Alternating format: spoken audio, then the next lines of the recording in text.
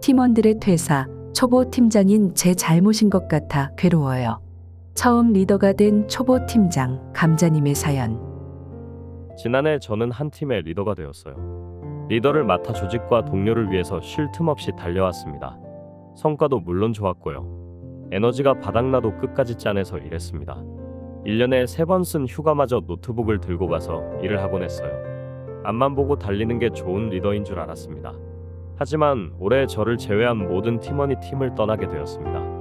각자의 이유가 있었고 서로의 길을 응원하며 헤어졌습니다. 하지만 외부의 시선은 그렇지 않더라고요. 웃으며 하는 말이었지만 이런 식으로 팀원들이 퇴사한 걸 보면 네가 문제가 있었던 건 아니냐는 말을 들었고, 이런 말을 들으니 전부 다 제 잘못 같더라고요. 또 다른 문제는 임원들과의 관계입니다.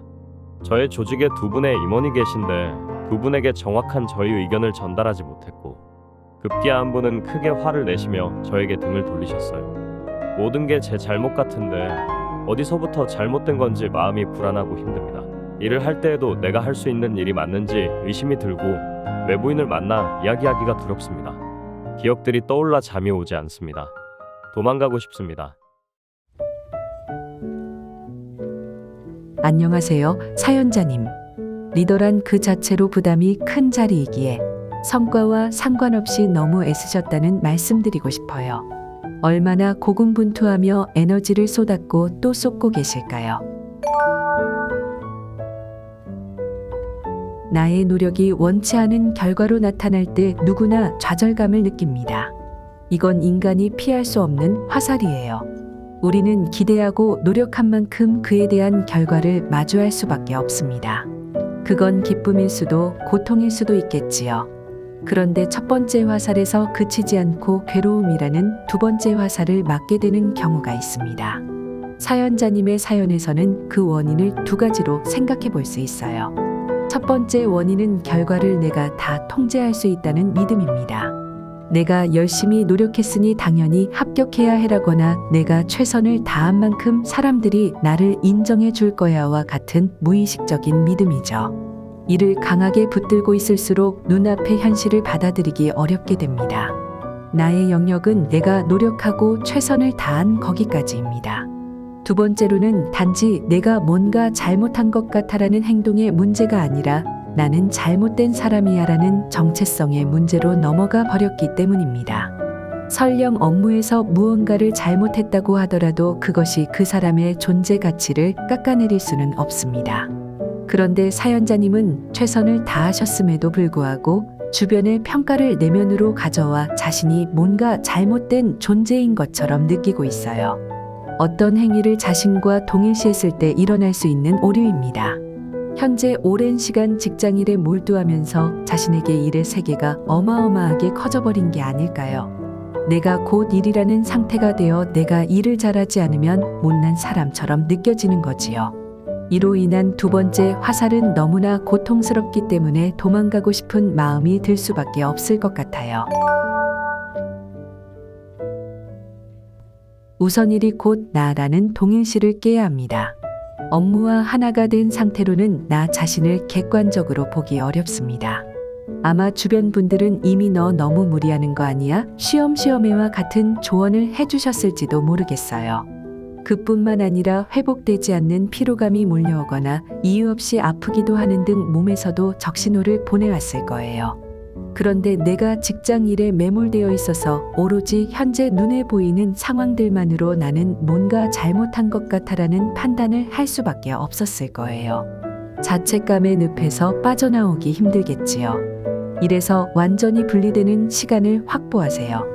퇴근 이후의 시간과 주말은 온전히 자신을 위한 휴식과 여가 시간으로 내어주세요.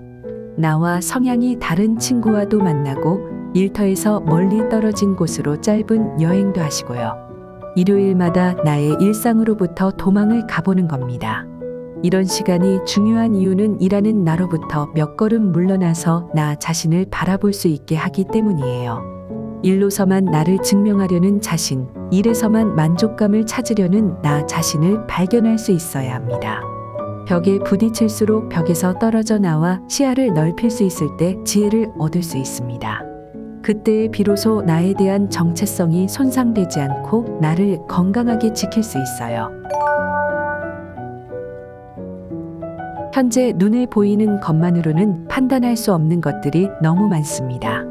팀원들이 퇴사를 한 건 급여나 처우 등 복합적인 이유가 있을 겁니다.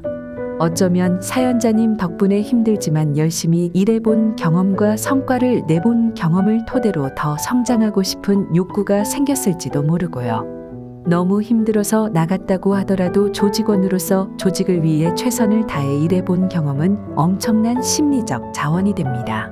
중요한 건 그건 그들의 선택이라는 거예요. 우리는 누구도 타인의 선택에 대해 쉽게 판단할 수 없어요. 임원의 경우도 마찬가지예요. 화를 내고 등을 돌린 건 임원 그 자신의 역할에 충실한 행동이었을 거예요. 임원이 잘했다는 뜻이 아니라 그의 포지션에서 어쩔 수 없이 나온 태도였을 수 있다는 거죠.